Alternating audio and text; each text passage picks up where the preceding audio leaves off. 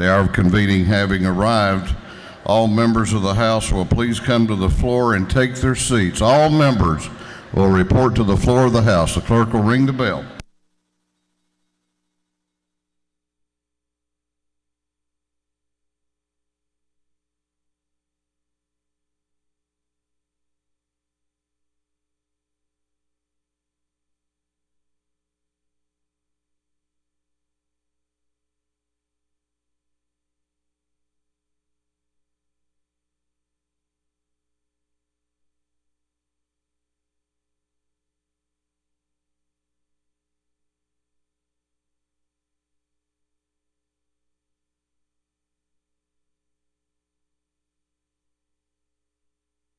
All members will report to the floor of the House.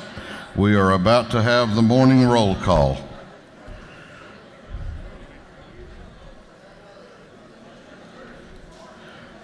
All members present will please vote green to signify their presence in the chamber, and the clerk will unlock the machines.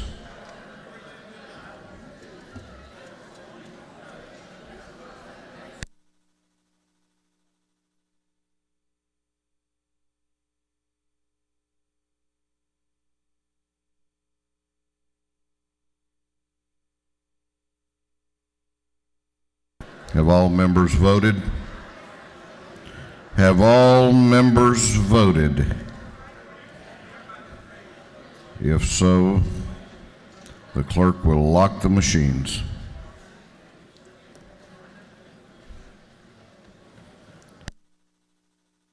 Doorkeepers will please close the doors and keep them closed. We will begin our day with scripture reading and prayer by the chaplain, after which we will pledge allegiance to the flag.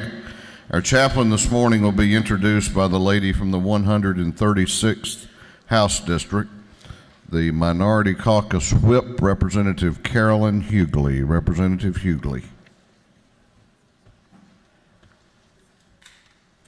Good morning.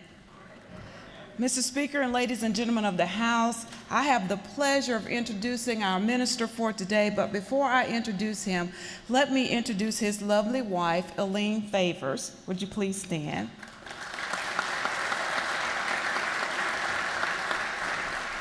I'm excited today because Elaine and I were high school classmates, and our pastor for today and I graduated high school and college together. Reverend Frederick David Favors is a product of Forest City, Arkansas, and he currently resides in Thompson, Georgia. As I said, he and I attended Forest City High School together, and we later attended the University of Arkansas at Pine Bluff. He was a pre-med graduate, minor in chemistry, so of course he was smarter than I.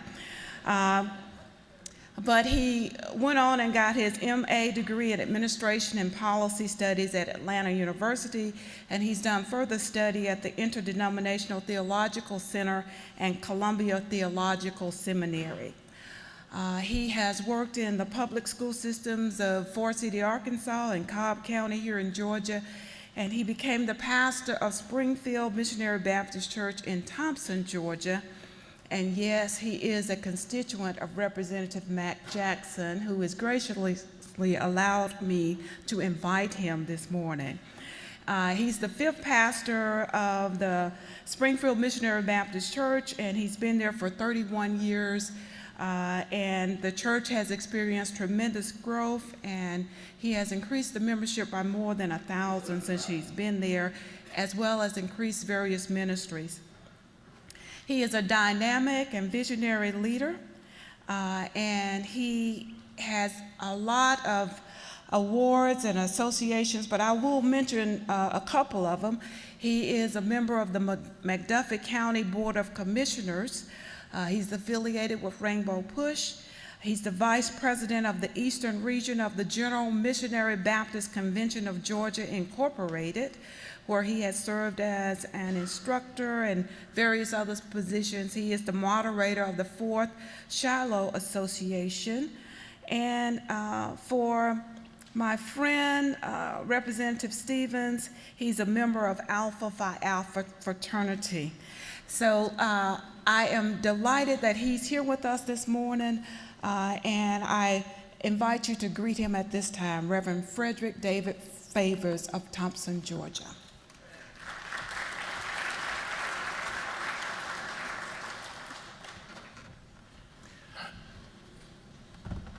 Good morning, Speaker Ralston, Representative Hughley, and to this spacious and august body. This was a tremendous effort to have been invited to share. Representative Hughley, as again she indicated, we go back to our sharings in our home state of Arkansas, and we both ended up here in Georgia, and we're grateful for that. Before Arkansas, Motto was the natural state, it was the land of opportunity, and so I guess the first opportunity we both got, we left and came to Georgia here. So she's on the west side and I'm on the east side. For just a moment, if you don't mind, in light of this season, in light of the sharing of the Lent, I want to borrow one from Old Testament relative to the book of Genesis and from the Gospels of the New Testament. I just want to focus on, if you don't mind, just a moment, I just want to talk about a garden, because everything started in the garden. In Genesis, the indication was that in that garden, God put everything that was needed, life, and he put the beginning of humanity in the shared effort of the first Adam there. He placed him there. He was selected. He was elected to be there. He was the one God that placed to share. He represented metaphorically all of humanity, placed there, and he put him in the beauty of all of his creation. He gave him that position. And it's only we look at that God can give. And sometimes in situations we are thankful and grateful in the sharing that God puts us in position where we can serve and represent.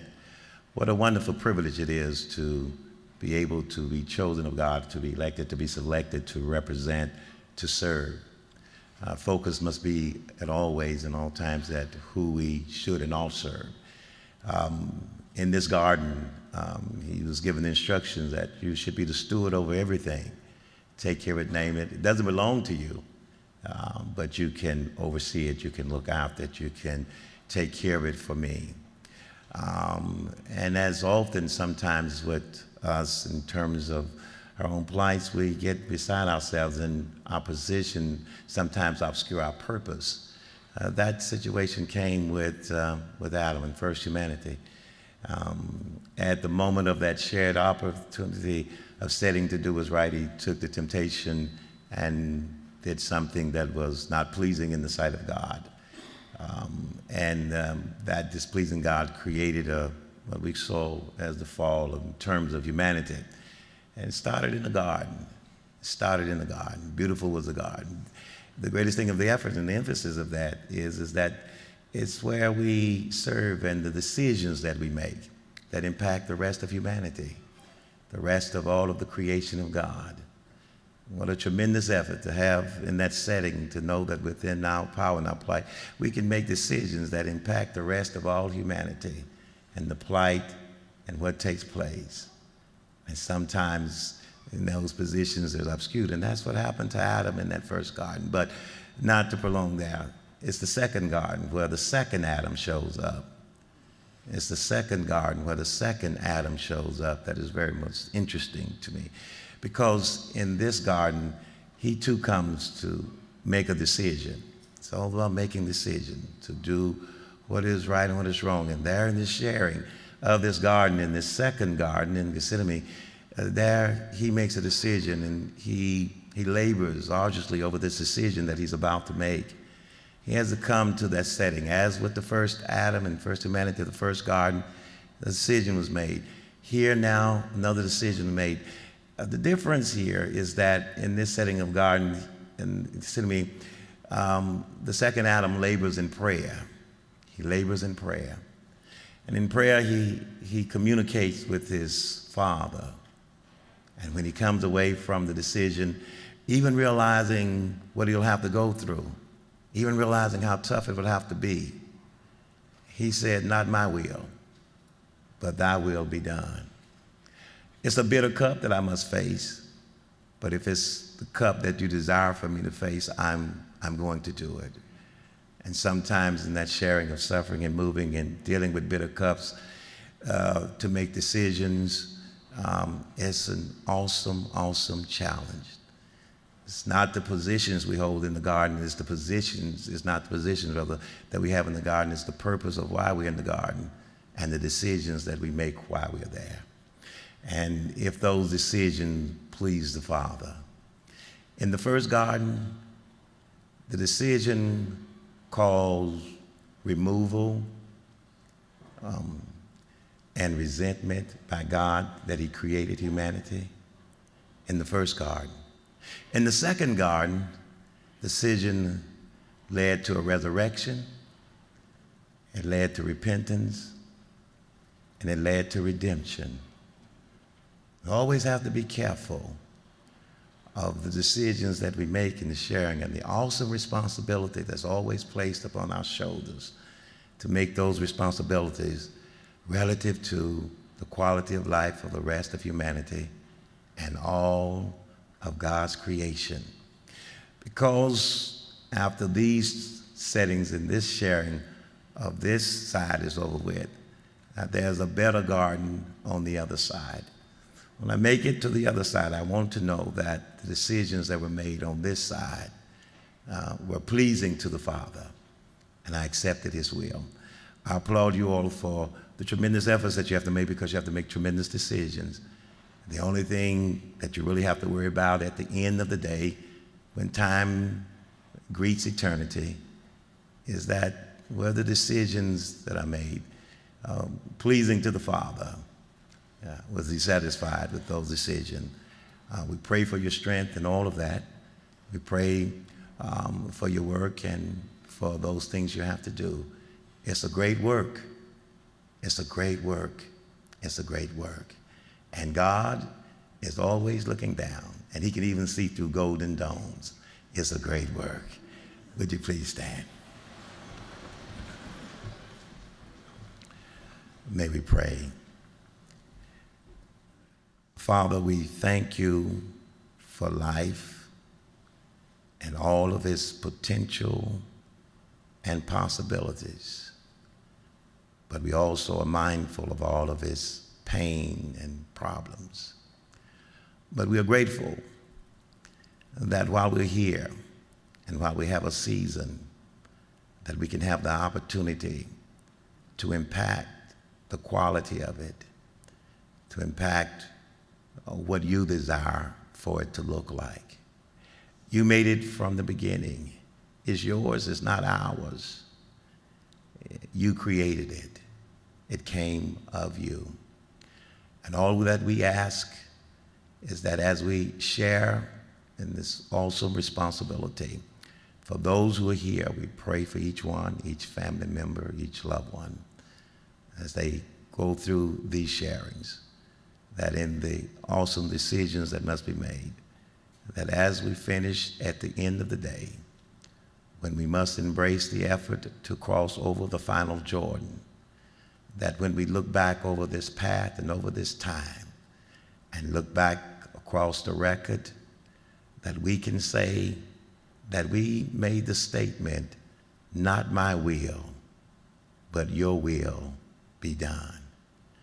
And if we do that, and if we've done that, when we see you in the garden on the other side, we'll hear you say, servant, well done. Servant, well done. Servant, well done. Amen. I pledge allegiance to the flag of the United States of America and to the republic for which it stands, one nation, under God, indivisible, with liberty and justice for all. Doorkeepers will unlock the doors.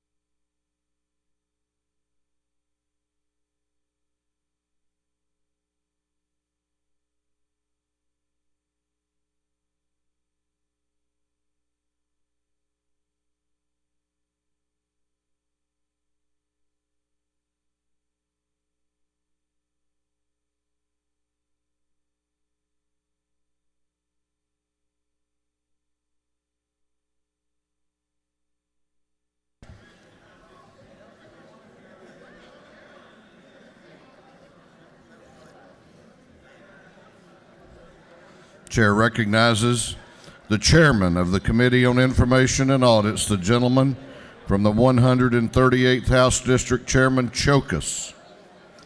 Good morning, Mr. Speaker. Your Committee on Information and Audits has read the journals of the previous legislative day and have found them to be correct.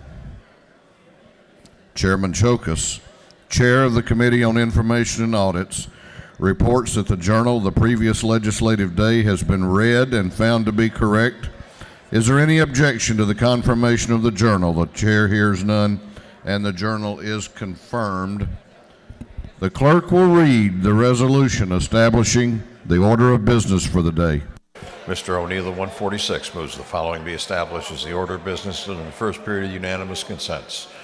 Introduction of bills and resolutions, first reading and reference of House bills and resolutions, second reading of bills and resolutions, reports of standing committees, third reading and passage of uncontested local bills and resolutions, first reading and reference of Senate bills and resolutions, morning orders.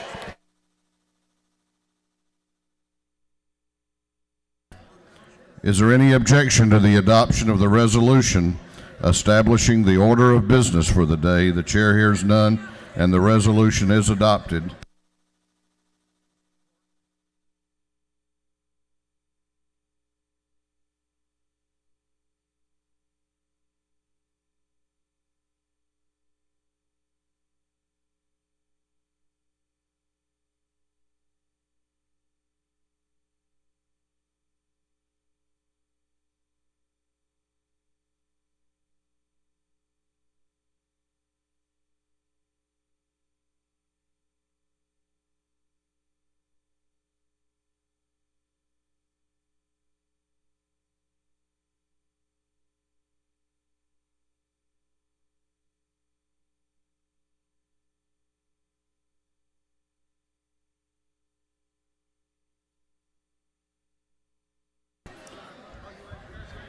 First reading of bills and resolutions, the clerk will read. House Bill 631 by Representative Cantrell, the 22nd, Turner, the 21st, Caldwell, the 20th, Ballinger, the 23rd, Carson, the 46th. Bill being entitled an act to amend an act creating the Board of Ethics, Cherokee County.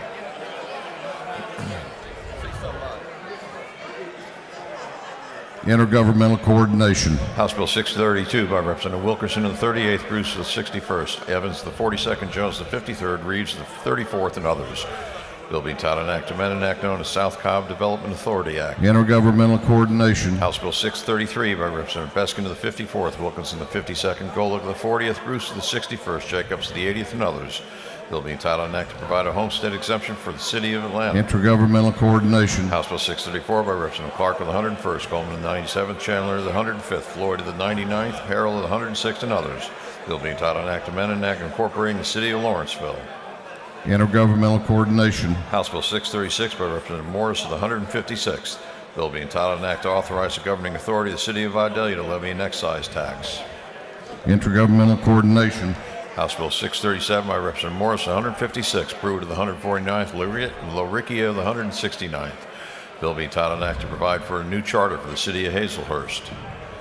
Intergovernmental coordination. House Bill 638 by Representative Gardner of the 57th.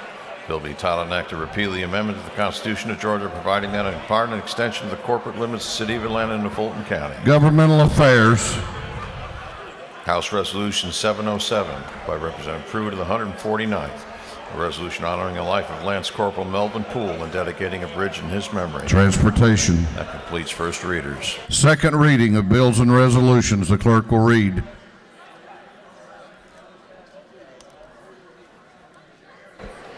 House Bill 618 by Representative Dukes of the 154th, a bill to provide for the compensation of the chairperson and members of the Seminole County Board of Education. House Bill 619 by Representative Epps of the 144th, a bill to create the Cochran-Bletchley County Airport Authority. House Bill 620 by Representative Hardin of the 148th, a bill to provide that future elections of the Office of the Judge Probate Court of Crisp County shall be nonpartisan elections. House Bill 621 by Representative Hardin of the 148th, a bill to provide that the future elections of the Office of the Chief Magistrate of Crisp County shall be nonpartisan elections. House Bill 622 by Representative Waits of the 60th, a bill relating to the Georgia Rail Passenger Authority Law. House Bill 623 by Representative Epps of the 144th, a bill to amend the Macon Water Authority Act. House Bill 624 by Representative Lumsden of the 12th, a bill relating to insurers rehabilitation and liquidation.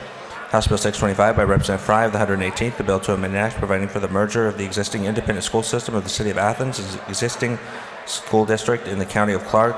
House Bill 626 by Representative Shaw of the 176th, a bill to provide a new charter for the City of Lakeland. House Bill 627 by Representative Turner of the 21st, a bill to repeal an act creating the Lake Allatoona Preservation Authority.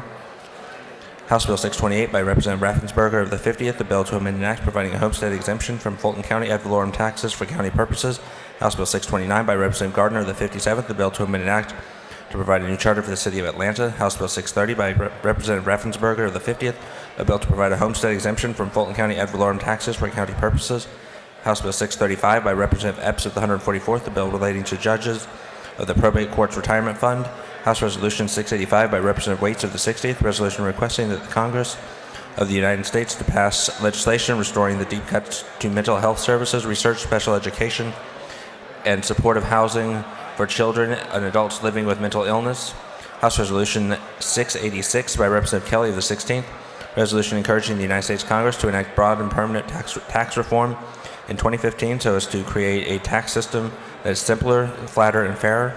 House Resolution 687 by Representative Brooks of the 55th, a resolution honoring the life and memory of Dr. Beverly Hall. Senate Bill 211 by Senator Stone of the 23rd, a bill to amend an act placing the county officers of the McDuffie County on an annual salary. Senate Bill 212 by Senator Kirk of the 13th, a bill to provide a new charter for the City of Leslie. 3 second readers.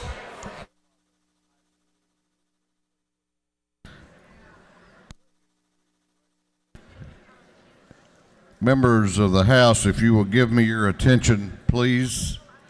We have with us this morning a former House member and one of the most beloved members who I think ever served in this body, former Representative Ann Mueller from Chatham County.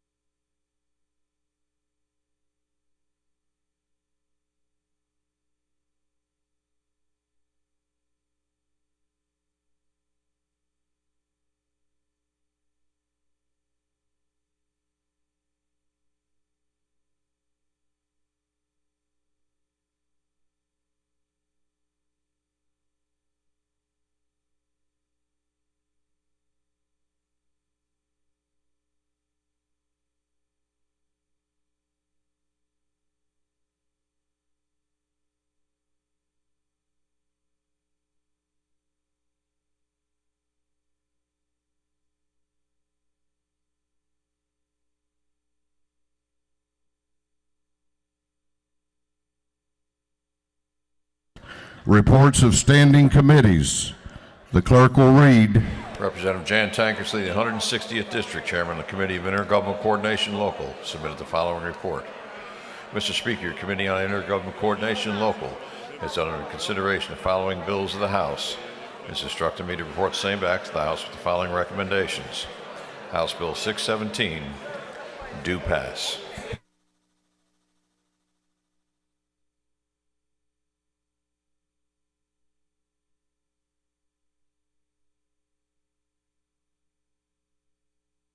All right, we're about to go on to the local calendar.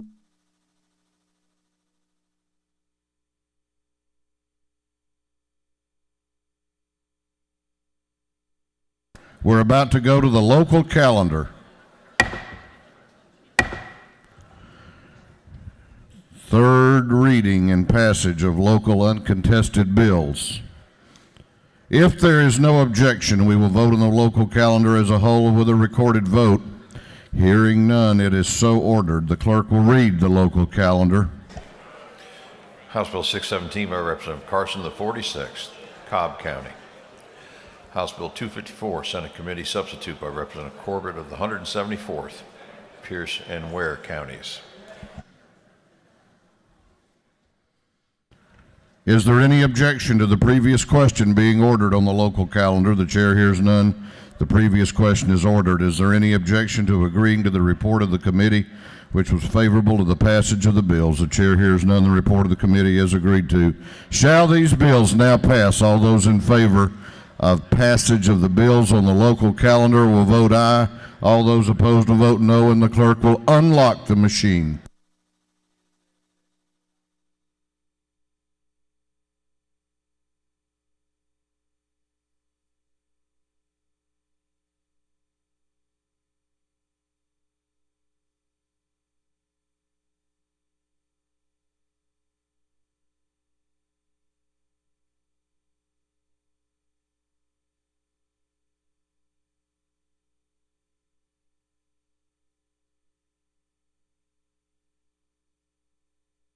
Have all members voted? Have all members voted?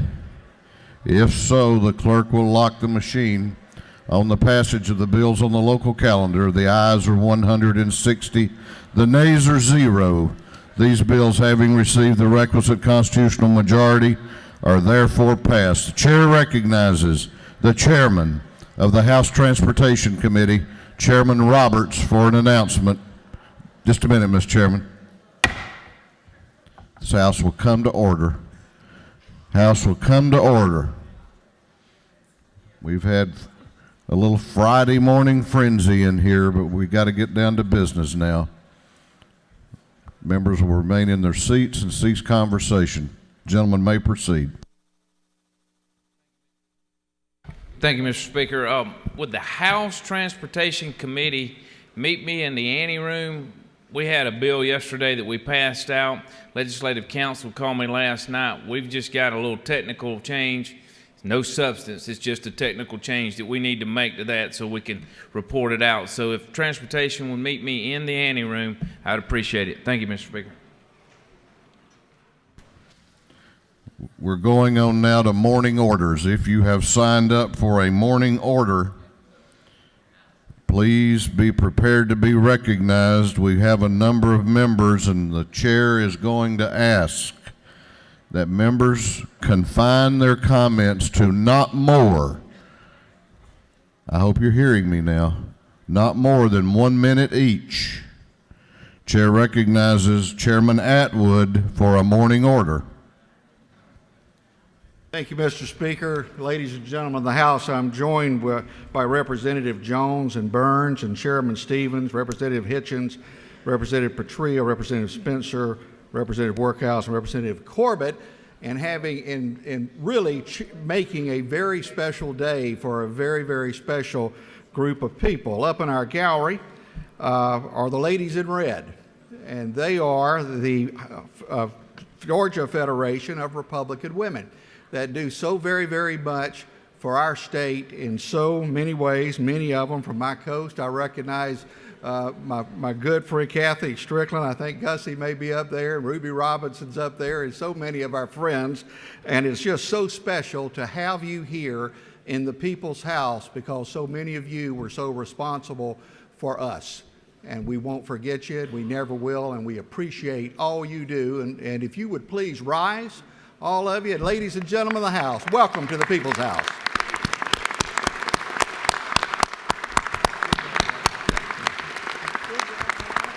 Was that okay? Oh, I didn't get you. Chair recognizes for a morning order Representatives Erica Thomas, Representative Mabra, Representative LaDon Jones, Representative David Clark, and Representative Mayo for a morning order. Good morning, everyone. I would like to recognize in the gallery today we have the Urban League of Greater Atlanta Young Professionals. This is a group of young professionals from ages 21 to 40. They are engaged in community involvement and they support the mission of the National Urban League. We also have the National Black MBA Association, which is one of the largest professional groups in the country, developing partnerships that result in intellectual and economic wealth within the Black community. If you would join me by rising and recognizing this group. Thank you.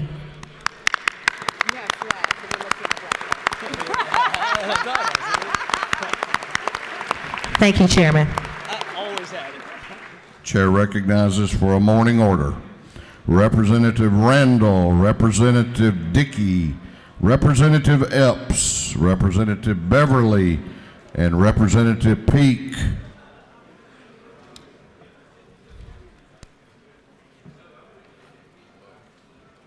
I don't think James is here. I think Pete had to leave. Okay. Thank you, Mr. Speaker. Ladies and gentlemen of the House, some of you have been asking me, when is Cherry Blossom? When is Cherry Blossom? Well, I'm here to tell you, Cherry Blossom is starting this weekend. You can get a copy of the Pink Making newspaper with all of the details in it. It runs from March 19th to April 4th. Come on down to Macon. We got some of the most beautiful cherry blossoms in our nation. We've got more than any city in the nation as well. So come on down. Great activities, something for everyone, children and all. We hope to see you there. Thank you, Mr. Speaker. Chair recognizes Representative Stovall for a morning order. Thank you, Mr. Speaker, and fellow House members. Yesterday's historic recognition of Ludacris and the Ludacris Foundation was phenomenal. I wanted to take this time to thank the Speaker's office, the Governor's office, as well as my staff and all of you for showing Southern hospitality. Ludacris and his management team were pleased. When I reflect on his dedication and the impact of his foundation, portions of his speech are worthy to be repeated. He stated that we as the legislators are a reflection of every part of Georgia. We help everyone to better see themselves, their communities, and their country. He truly respects the role that we play in our system. We have to have a paradigm shift regarding issues and possible solutions. Nonprofits like Ludacris Foundation and so many more across Georgia serve our citizens with great dignity and sacrifice. So much. It is incumbent on us as legislators to ensure, and that's one of the reasons why I introduced House Bill 497 dealing with surplus property. Thank you. Chair recognizes Representative Stover for a morning order.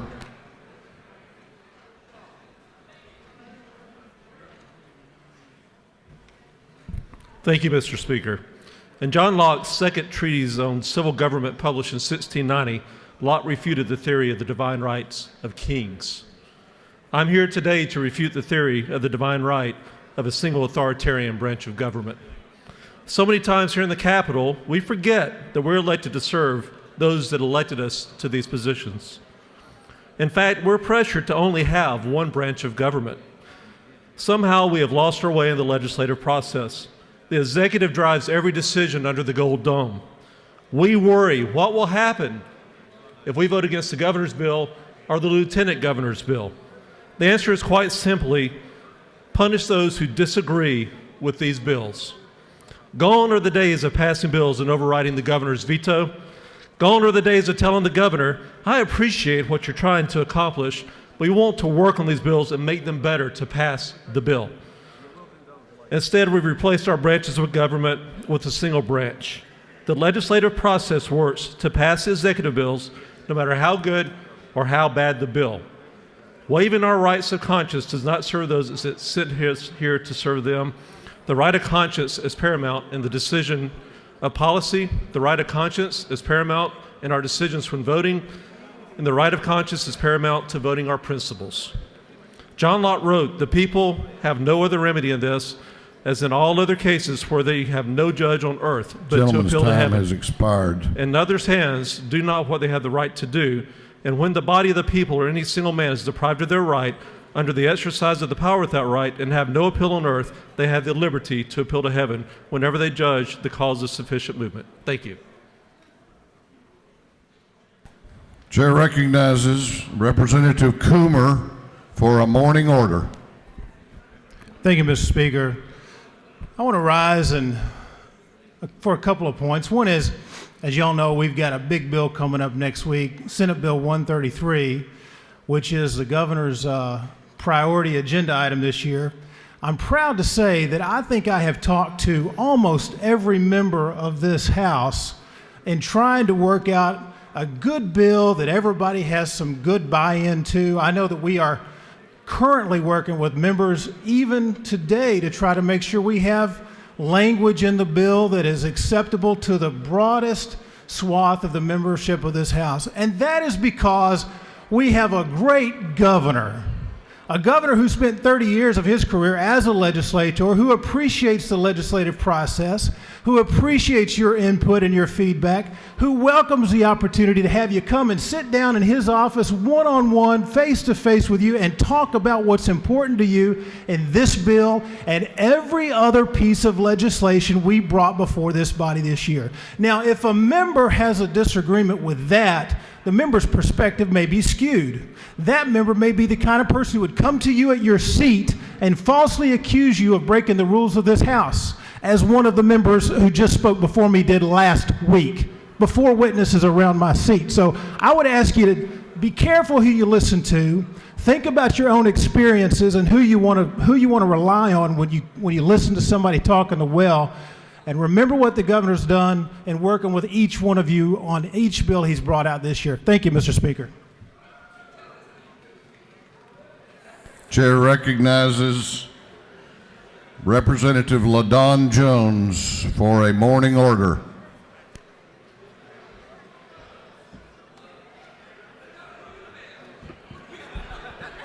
Thank you, Mr. Speaker. Members of the House, today I rise as my second day of awarding the Aaron Blunt Memorial Award in honor of police officers in House District 62 that have done heroic works. Today I am honoring Officer Gene Davis with the College Park Police Department, who in January of this year arrived to Old National Highway where there was a person unconscious in the vehicle. She provides CPR treatment to the individual and managed to save their life before they went to the hospital. It is the acts of kindness and duty like this of our law enforcement officers that are awarded in memorial of Officer Aaron Blunt.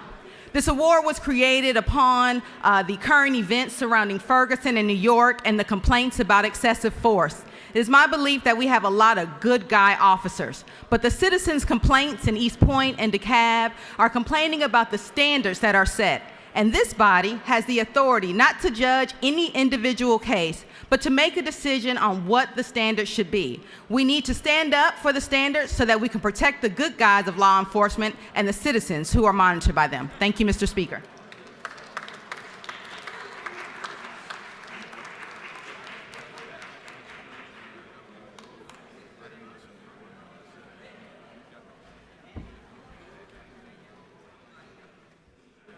Chair recognizes for a morning order Representative Darlene Taylor.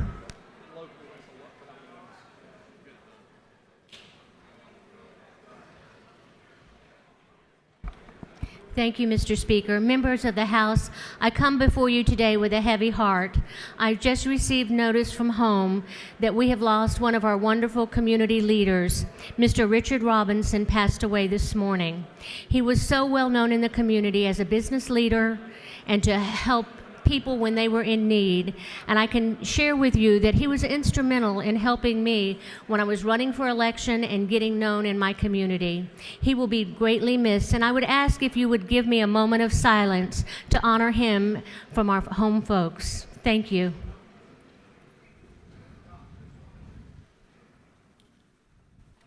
Thank you very much.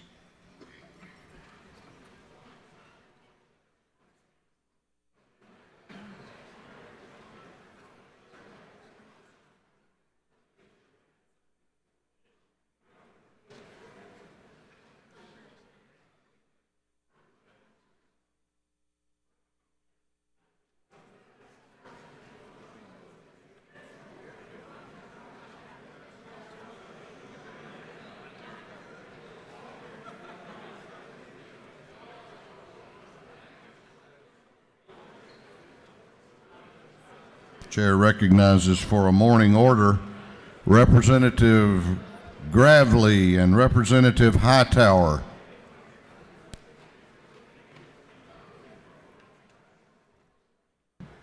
Thank you, Mr. Speaker. Members of the House, just want to take a moment to recognize Douglas County State Court Judge Eddie Barker, which is our state court judge. He's in the gallery today, and his wonderful grandchildren are paging for me today. So just want to recognize our state court judge. Thank you for being here.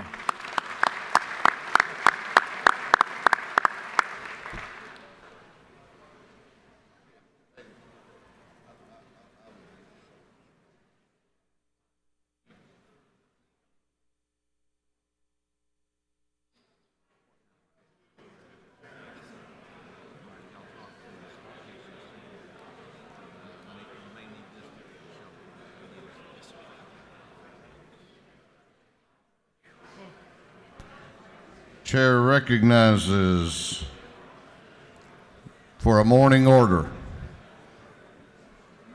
I think I know what this one's about.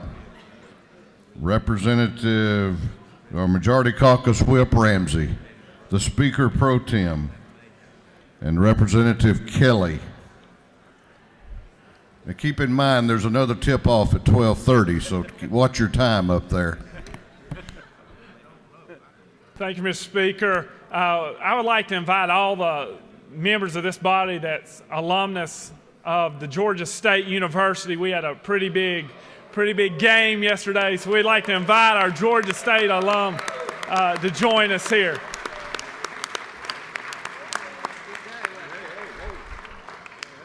As everyone knows in this chamber, it's a special time of the year.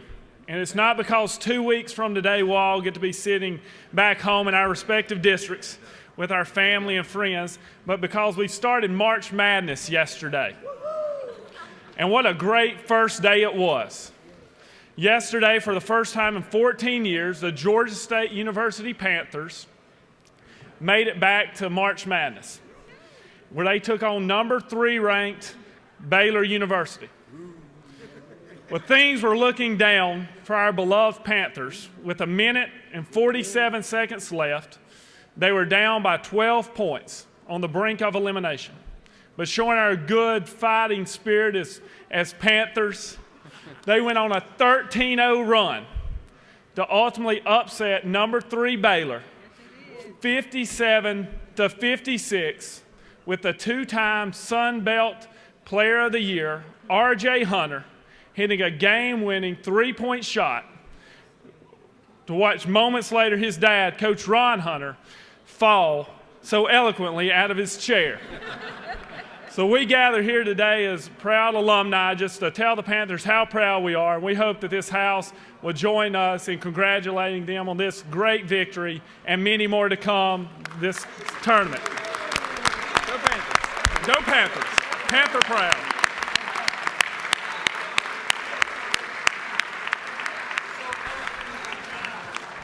We're all Panthers today.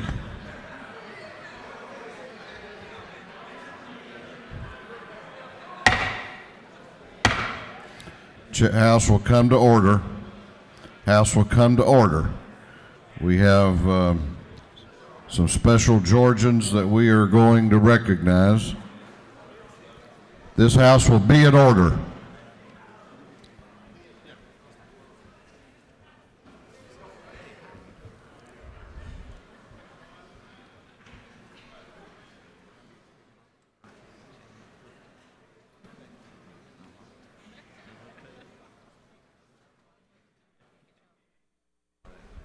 Clerk will read the caption to House Resolution 603.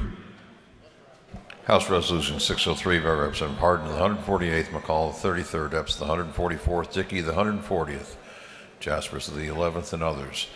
A resolution congratulating Christopher and Ginger Martin upon being honored with the 2015 National Outstanding Young Farmer Award and inviting them, their 2 children, Granson and Wellesley, and Mark Freeman, to be recognized by the House of Representatives and for other purposes.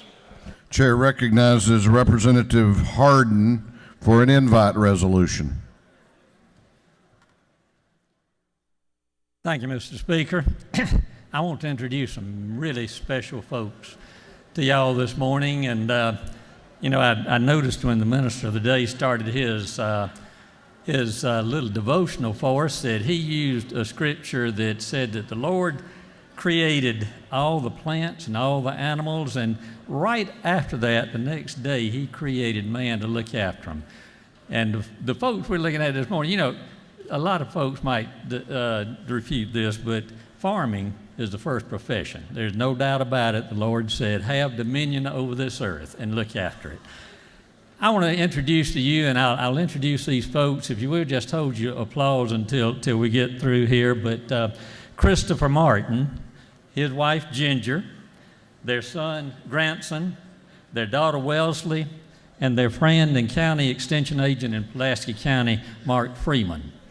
The reason they're here today is that Christopher Martin is the 2015 National Outstanding Young Farmer of the Year. Now, this is national, folks.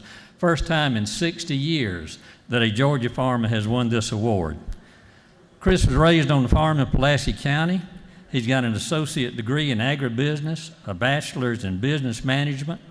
He founded a successful agribusiness consulting company, and he was serving about 13,000 acres across 9 counties. But he just couldn't get farming out of his system totally, so he went back to being a farmer. He left the business world and started farming with 535 acres of cotton and peanuts and 20 acres of watermelons. He now farms over 3,000 acres of cotton, peanuts, wheat, rye, and corn.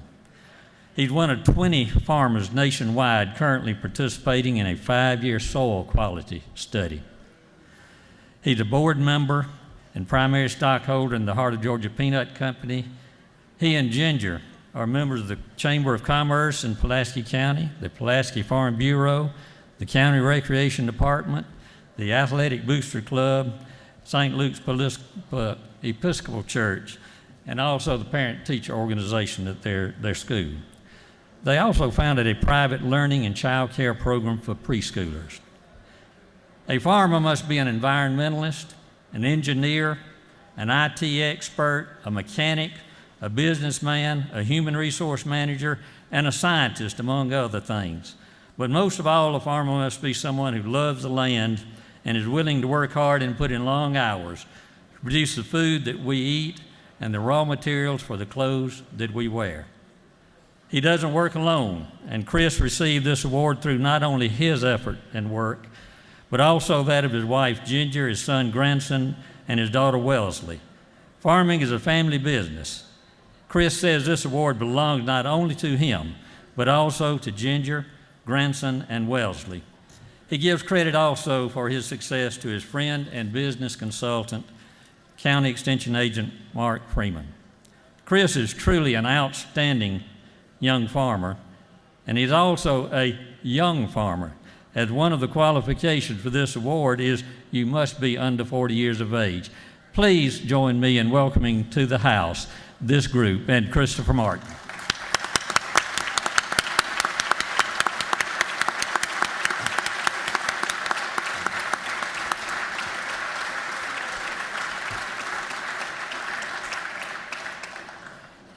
Thank you, ladies and gentlemen of the House, and thank you, Mr. Buddy, for allowing me this opportunity to be before you and my family and our county agent to be here today and taking time out of your busy schedules. This award, we toured to New Jersey, and we were one of 4 National Outstanding Young Farmers selected from a group of 10 across the nation, and we are really honored to have this award. And as Representative Buddy said, we're the first time Georgia has ever won this award. And so we're proud to represent our state of Georgia and the profession of agriculture. And we appreciate this. Thank you.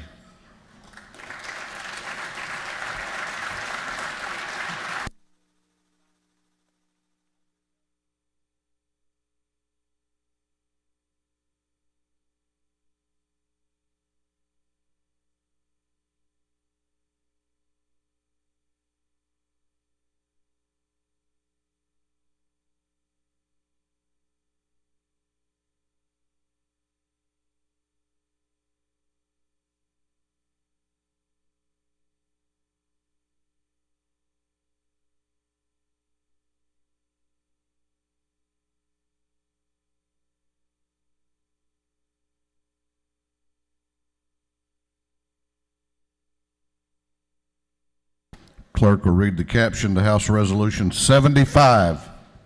House Resolution 75 by Representative Tankersley, the 160th parish of the 158th, and Burns, the 159th. A resolution commending Maya Van Wagenen, a 16-year-old winning teen author, and inviting her to be recognized by the House of Representatives and for other purposes.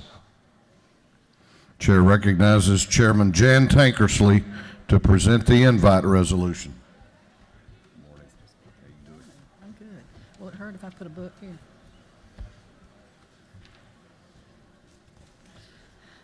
Good morning, everyone. I know it's Friday, and I am so excited to introduce to you today a very special young lady, Maya Van Wagenen, and she is from Statesboro, Georgia. But first, I want you to join me in welcoming her parents, Michael and Monica, are here with us, and her sister Natalia and brother Brody. We're so happy to have them in the house.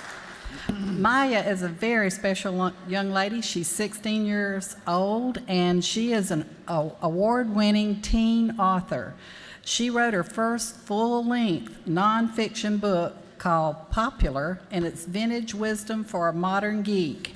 And it was published by Dutton Penguin Books, and she wrote this book at age 13. This memoir chronicles Maya's 8th grade secret experiment known only to her family, who's here with her today, and it involved following the advice of an outdated 1950s popularity guide that ensured her that, and it promised that it would transform her shy, introverted personality into one that was confident and, yes, even popular. That's what we all crave in school. Anyway, it's just been an amazing adventure, and Maya's going to share more with you about her experiment. And this experiment took place in a drug and gang-riddled United States Mexican border town middle school. The book is really a fun read, and it's one that almost any age will enjoy. I promise you that it's going to remind you of similar events in your own school days. Maya's book has been on the New York bestseller list, and even months before it was officially released, she garnered critical acclaim, earning a spot in Time Magazine's The 16 Most Influential Teens of 2013 and Huffington's Post, The 13 Most Fearless Teens, and you'll know why when she talks to you. On November 2013, DreamWorks purchased the film rights for this book, Popular, making Maya the youngest non-actor to sign a deal with the studio. She has also garnered numerous literary awards and honors, and she's made television appearances and been on syndicated talk radio shows. Currently, Maya is a junior at Statesboro High School, and she's busy already penning her next manuscript that is under contract with Dutton Penguin Books. I'm very proud to recognize Maya for her accomplishments at such a young age. We have reserved room 230 in the Capitol from 11 to 2 if anyone would like to purchase one of her books, and she's available for autograph. So please give us a warm house welcome to Maya and her family. Thank you.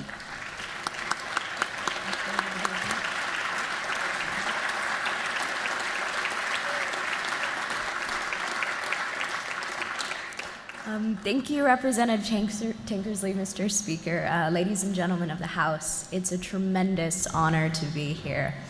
I've always loved to write. I had no idea, though, that a social experiment would be what would allow me to achieve my dream of becoming an author.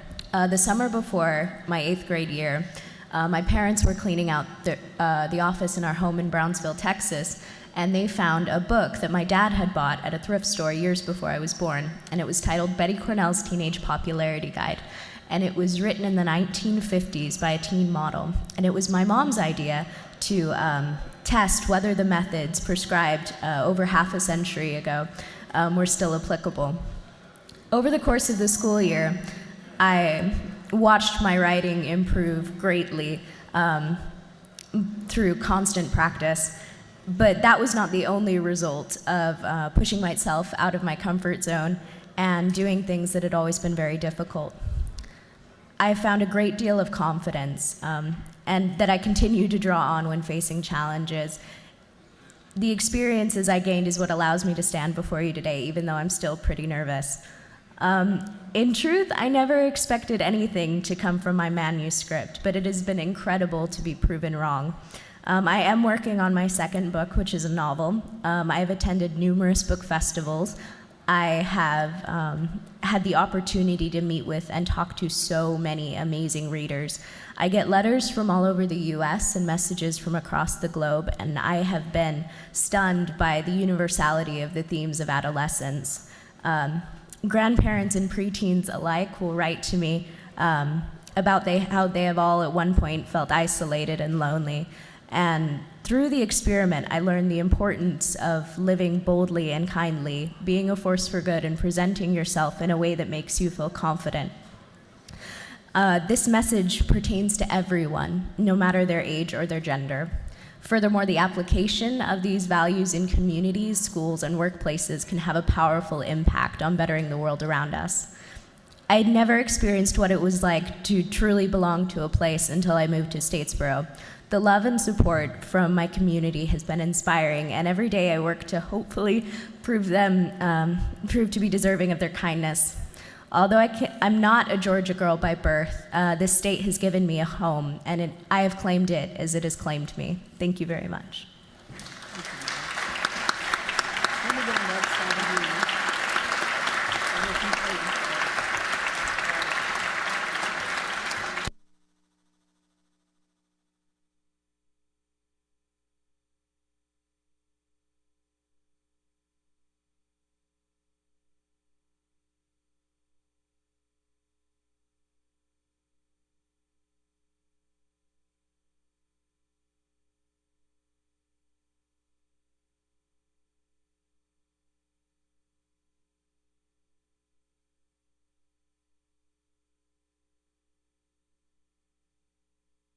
Clerk will read the caption to House Resolution 689. House Resolution 689 by Representative Setzler, the 35th, and Reeves, the 34th. A resolution commending the North Cobb High School Lady Warrior Volleyball Team for winning the 2014 Class 6A GHSA State Championship and inviting them to be recognized by the House of Representatives and for other purposes. Chair recognizes Chairman Setzler to present the invite resolution. Thank you, Mr. Speaker. Ladies and gentlemen of the House, we're here to recognize a truly extraordinary team, and I emphasize team. It has been 33 years since North Cobb High School has won a state championship. It abided some years in the wilderness when Representative Reeves was representing the school athletically. We weren't exactly at our summit of performance, but we have those outcomes have turned around. And I present to you a team today. I'm going to allow one of the team captains to speak to this body, but this is the first volleyball team in more than a decade that doesn't have a single player that's going to play Division I volleyball. If you understand competitive women's volleyball, you recognize it tends to be a team of elite players. There's one or two greats that the team kind of comes around and supports, and it's those players that typically carry them over the top for championships. But this team does not have a single player going to play Division I volleyball. They pulled together, had some ups and downs during the season, and really during the crunch showed the true grit to overcome teams that were rated preseason and during the season as being dramatically higher ranked than they were. But this group of young women came together in a way that I think it becomes the teamwork that this body aspires to, and I think it makes sense that we would recognize them accordingly. I will say this, that North Cobb High School, being a majority-minority school, is truly diverse, and they're committed to excellence. North Cobb High School offers 8 foreign languages, the most foreign languages of any school in the state of Georgia, has 22 AP classes, so their commitment to academics is thing one. But the kind of teamwork we see from these young ladies winning the 6A volleyball championship, I think, is truly, truly remarkable. And I'd like to indulge you to briefly have one of the team captains speak to us today.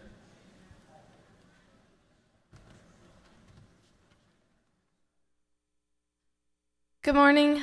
Thank you so much for having us here. I want to especially thank Representative Setzler for inviting us. Winning the state championship was far beyond any expectations our team had for this season, and the recognition we received because of it is far beyond anything we could have asked for. Our school, especially our principal, Dr. Page, as well as the community, really rallied around us and supported us throughout the season, and we're so thankful that our victory could represent North Cobb High School as well as the surrounding area in such a positive light. Thank you so much for having us.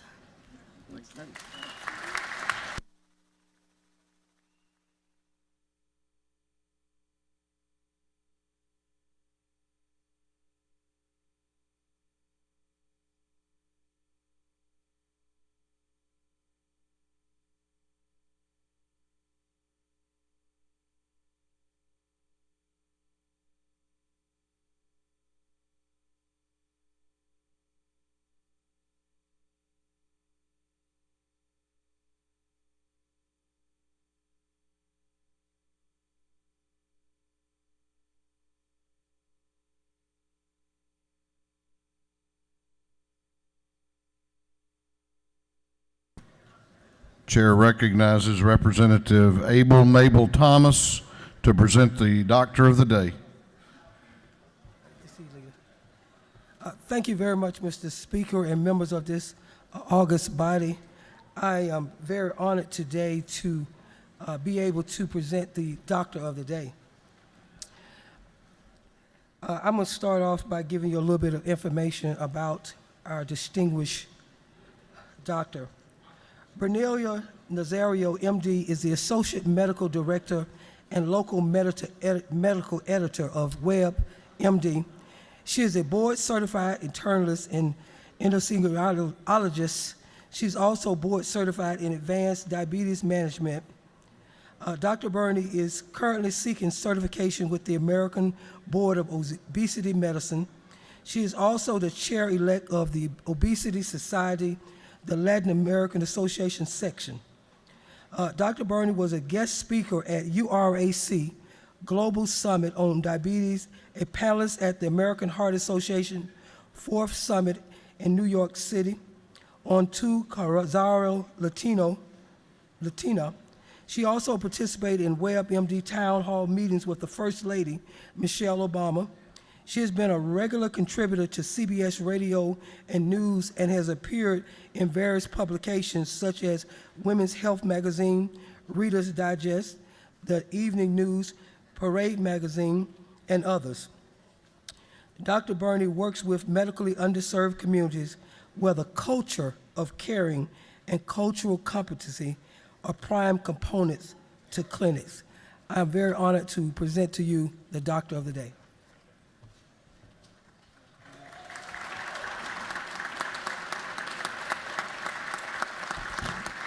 Thank you. And I'll keep this brief. I just want to say I appreciate the work that everyone in this room is doing for the citizens of Georgia. Also, I want to let everyone know that I am honored to be here today. So thank you very, very much. Thank you.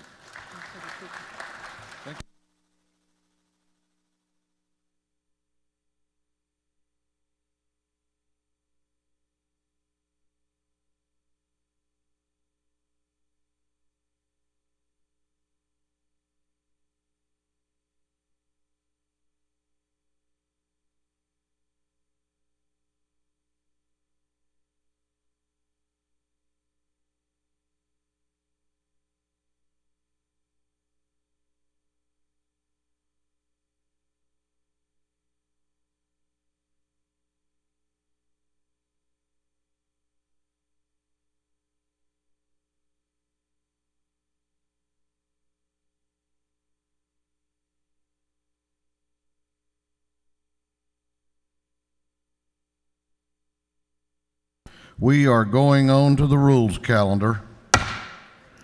We are going on to the rules calendar. Clerk will read the caption to Senate Bill 51. Senate Bill 51. Senate Bill 51 by Senator Burke of the 11th, Watson the 1st, Huffstetler the 52nd, Lara the 40th. To be entitled an act to amend Chapter 4, Title 26 of the District Code of Georgia annotated relating to pharmacists and pharmacies so as to provide for substitutions of interchangeable biological products. This bill has been referred to the Committee on Health and Human Services. That committee recommends that this bill do pass by committee substitute. Chair recognizes the chair of the Health and Human Services Committee, Chairman Cooper, to present the bill. Thank you, Mr. Speaker. Ladies and gentlemen of the House, I bring you Senate Bill 51, which is actually the House bill which has been substituted to Senate Bill 51. This is exactly the same bill that we passed out a few weeks ago on biosimilars. Those are those wonderful new categories of drugs that are treating hard-to-treat diseases that have devastating effects on our citizens. And I will tell you, when I came to you on the floor of the House, I said that there were 4 of these bills under consideration for approval by the FDA, and that we should have approval by the end of the year. Well, one biosimilar has already been approved. That was done about a week ago. So this is exactly the same bill that we sent over to the Senate, and I would ask for your favorable vote for Senate Bill 51. Thank you. If there are any questions, Mr. Speaker, I will yield. If not, I will yield the well. You have no questions. Thank you. Lady has yielded the well. Is there any objection to the previous question being ordered? The chair hears none. The previous question is ordered. Is there any objection to adopting the committee substitute? The chair hears none. The committee substitute is adopted. Is there any objection to agreeing to the report of the committee, which was favorable to the passage of the bill? The chair hears none. The report of the committee is agreed to. Shall this bill now pass? All those in favor of the passage of Senate Bill 51 will vote aye. Those opposed will vote no, and the clerk will unlock the machine.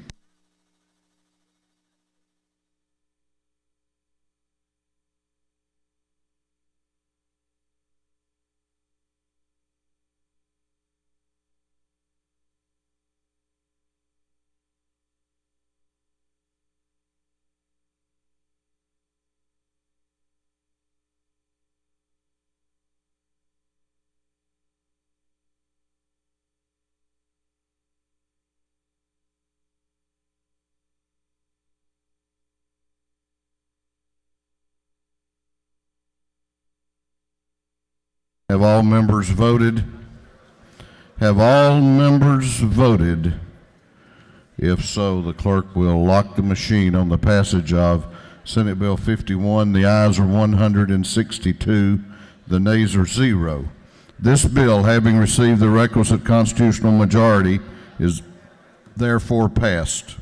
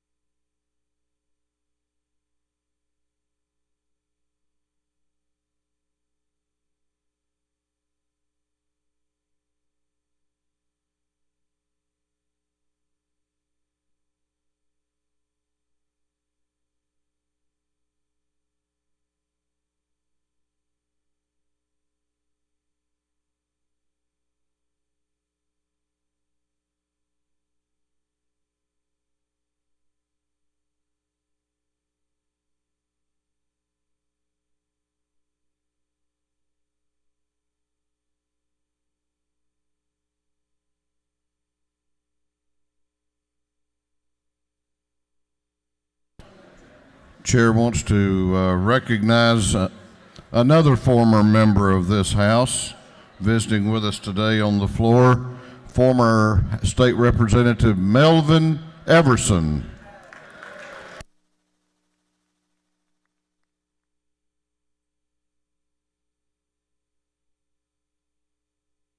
Okay, if you have, let me have your attention. If you have an announcement and have not signed up, then now is the time to do that. If you have page photographs, we will be doing those at the rostrum immediately upon adjournment.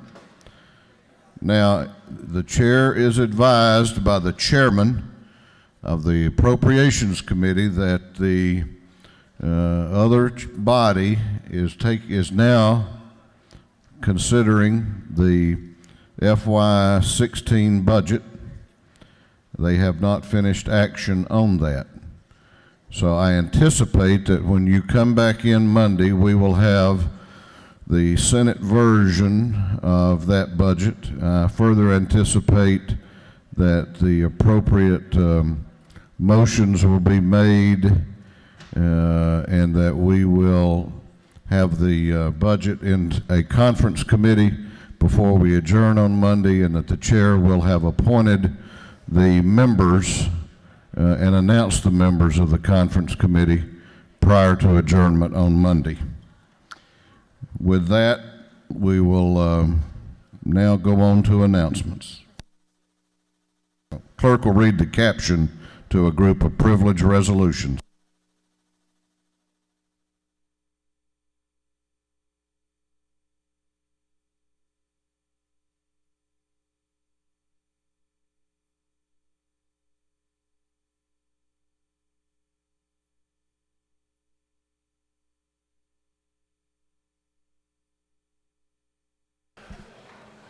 The following resolution is being read and referred to the Committee on Rules.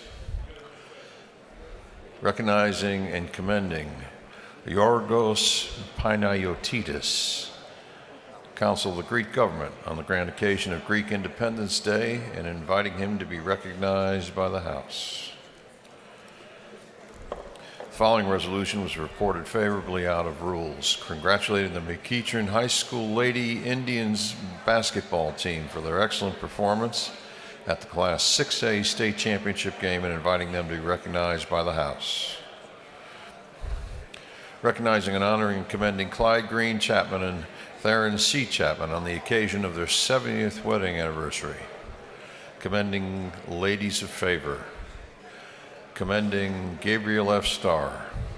Commending Latino Media and recognizing March 24, 2015 as Latino Media Day at the State Capitol.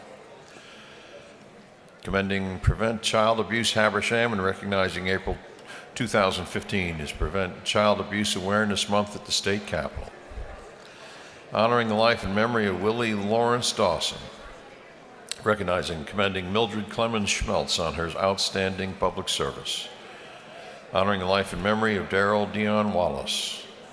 Honoring the life and memory of Mr. Michael Andrew Norris and dedicating a road in his memory. That should have gone to dedicating a road in memory. Yeah, that's a Commending Corporal Jason Roberson of the Georgia Department of Natural Resources Law Enforcement Division on being named 2014 Boating Safety Officer of the Year. Congratulating the Benedictine High School Cadets football team for winning the 2014 Class AA State Championship. Recognizing and commending the Georgia Christian School girls basketball team on winning the GISA Class AA State Championship. Recognizing and commending Mr. Eddie Self on the grand occasion of his retirement. Congratulating and commending Boy Scout Troop 463 of Sandy Springs, Georgia on its 50th anniversary. Commending Donna and Tony Garish and their family for their efforts to eradicate aggressive driving in Georgia. Honoring the life and memory of J. Carlton J. Lawson. commending Dr. Daniel Todd for providing excellent veterinary care to Floyd County law enforcement and the Georgia State Patrol service dogs, and for other purposes. That completes the reading of the privileged resolutions. Is there any objection to adopting the privileged resolutions? The chair hears none, and the resolutions are adopted.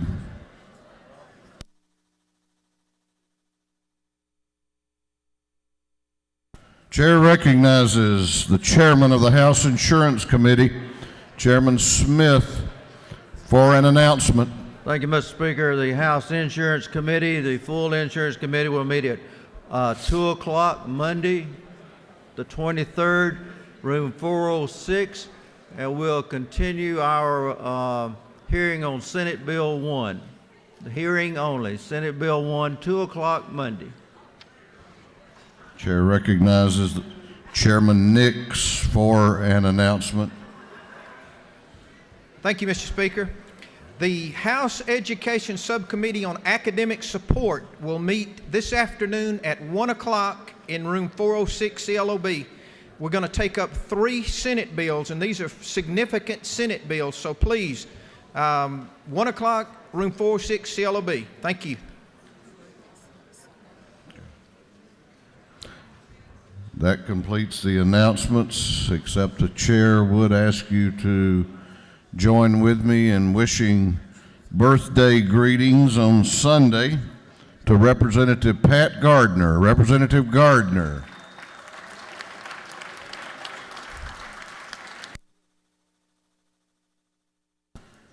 Chair recognizes the Majority Leader for a motion. Mr. Speaker, I move this House now adjourn until 10 a.m. Monday morning, March 23rd, 2015. The Majority Leader of this House has moved that this House adjourn until Monday, March 23rd at 10 a.m. All those in favor of the motion will say aye. Those opposed will say no. The ayes clearly have it. This House will be adjourned until Monday, March 23rd at 10 a.m.